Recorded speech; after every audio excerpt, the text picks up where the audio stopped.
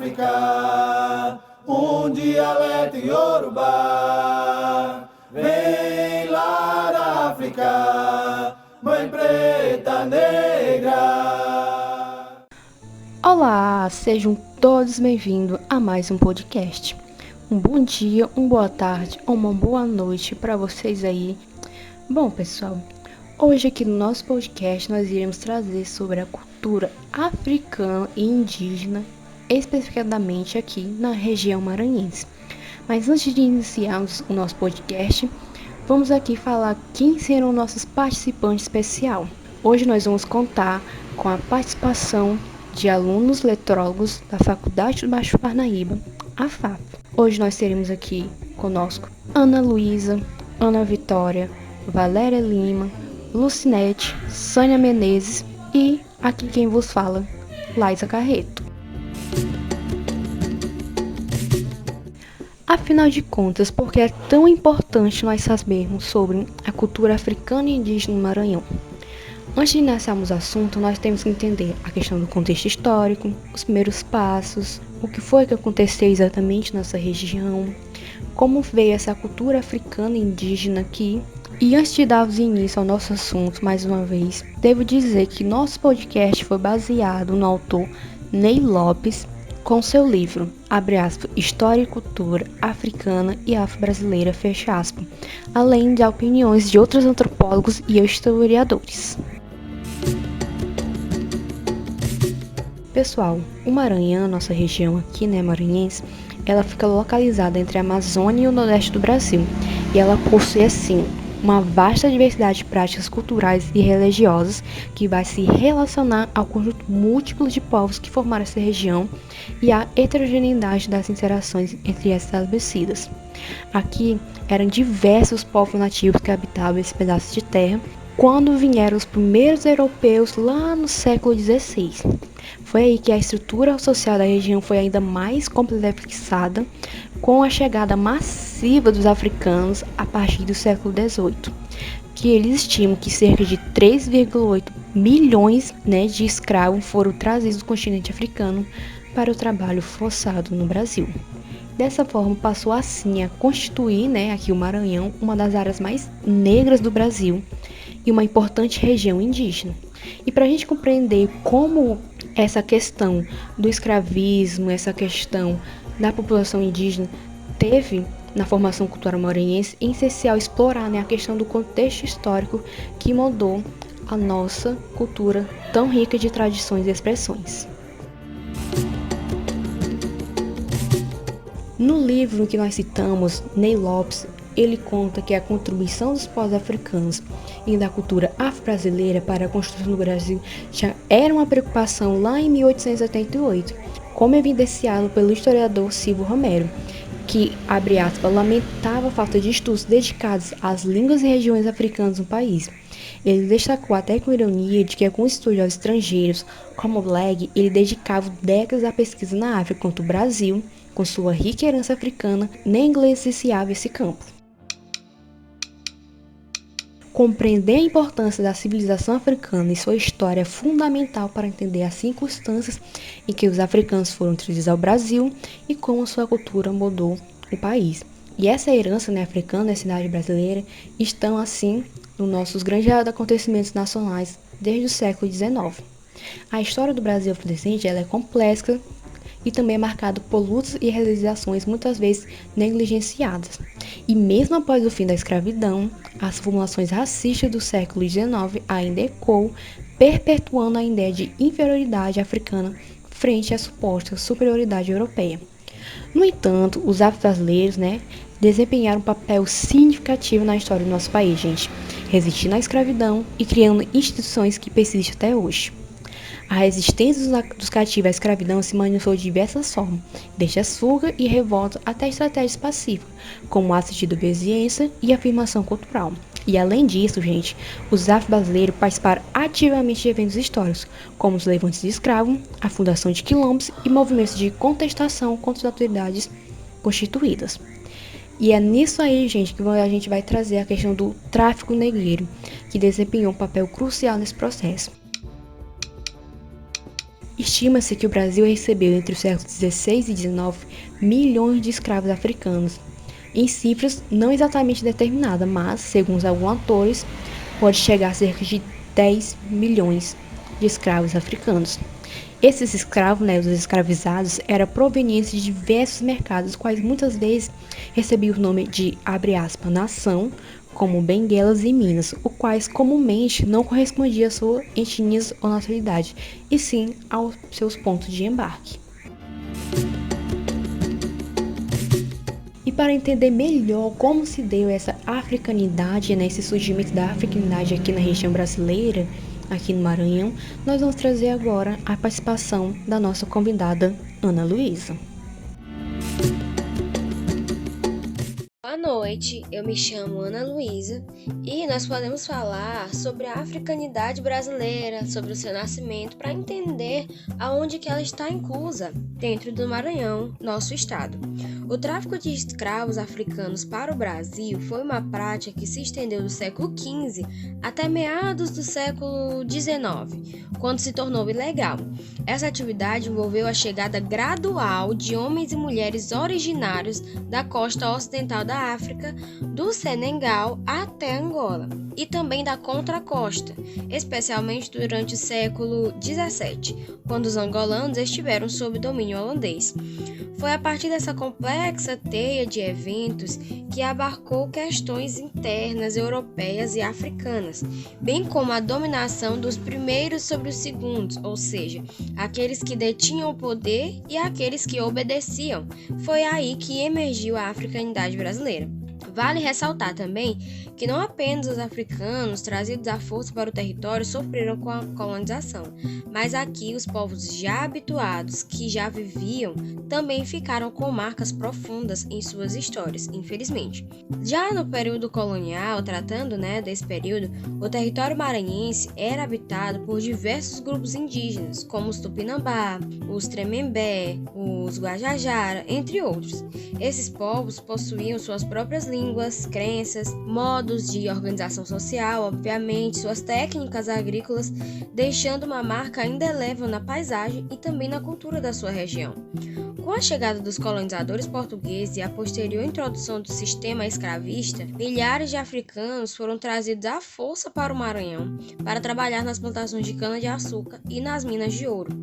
Esse contato forçado entre africanos e indígenas, muitas vezes mediado lá, obviamente, pela violência e pela exploração, acabou gerando um intenso processo de sincretismo cultural, que era onde a tradição e os conhecimentos desses povos começaram a se entrelaçar de maneira profunda e complexa. Essa miscigenação étnica e cultural desempenhou um papel fundamental na formação da sociedade brasileira e na criação da africanidade brasileira, que foi caracterizada pela diversidade e pela influência africana em vários aspectos da cultura e da identidade nacional. Dessa forma, fica evidente, que há uma forte presença e influência da África e dos povos indígenas na formação da cultura maranhense, seja presente na culinária, nos comportamentos, nas danças, nas linguagens, entre outras coisas. Como fruto destas influências, podemos destacar o bumbo meu boi, o tambor de crioula, a reza ao Divino Espírito Santo e o tambor de mina maranhense, o cacuriá, entre outros.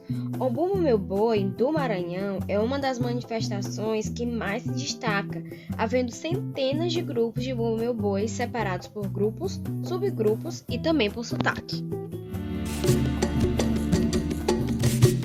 Boa noite, eu me chamo Sânia e vou dar continuidade ao assunto cultura africana e indígena no Maranhão. Bom, a influência africana e indígena na cultura se manifesta até os dias atuais, certo? Esse fato é inegável, sendo muito presente ainda até os dias atuais, como por exemplo na música. Na música, a influência da cultura africana se faz presente nos ritmos, que formam a base de grande parte da música popular brasileira atualmente. Ou seja, muitas das músicas que nós ouvimos hoje em dia teve influência direta da cultura africana, né, vários estilos musicais que conhecemos e ouvimos constantemente no nosso dia a dia, como, por exemplo, os estilos musicais coloniais de origem africana, como o lundo, foram precursores, né, dos ritmos de machixe, do samba, que é bastante conhecido, do choro, do bossa nova, que é também bastante popular e é bastante praticado e ouvido atualmente. E outros gêneros musicais contemporâneos, né, que ainda percutem até hoje. Ainda em relação a esses fatos, algo importante a se dizer é que na cultura tradicional africana, as músicas é usada para muito além da satisfação estética. Ou seja, na cultura tradicional africana, a arte em si não é apenas uma forma de busca pelo prazer estético, né? Não é só porque é bonito, né? Ela sempre tem um propósito prático, sempre vai ter uma finalidade concreta. A música, por exemplo, muitas vezes acompanhado pela dança, né? É um estilo utilizado para honrar e louvar divindades, celebrar as conquistas de heróis ou comunidades, aliviar o trabalho árduo ou expressar seus sentimentos. É um conjunto que se completa, né? Não é separado, não é com um único só objetivo. Ao mesmo tempo que dançam, né, eles honram e louvam, celebram os grandes heróis que são importantes nas suas comunidades, né? Além de ser um momento de alívio de um dia de trabalho pesado, né, eles ainda expressam seus sentimentos. E é nesse contexto, né, que pode ser destacado o tambor de mina, né, a encantaria e o que a gente mais conhece, né, que é o bumbo meu boi, que reflete fortemente tanto a influência africana quanto as indígenas em suas expressões culturais.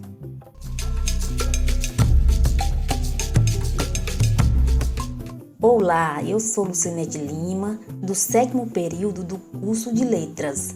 Eu aqui hoje falando da encantaria. A encantaria tem como base a ritualística indígena e incorporou itens de rituais africanos, sofrendo influência de diversas outras culturas. Seus ritos apresentam ritmos extasiantes e mágicos, tendo diferentes características em cada parte do país. Não há um ritual iniciativo ou doutrina específica. Cada casa ou terreiro segue sua própria doutrina, estabelecendo suas regras e práticas.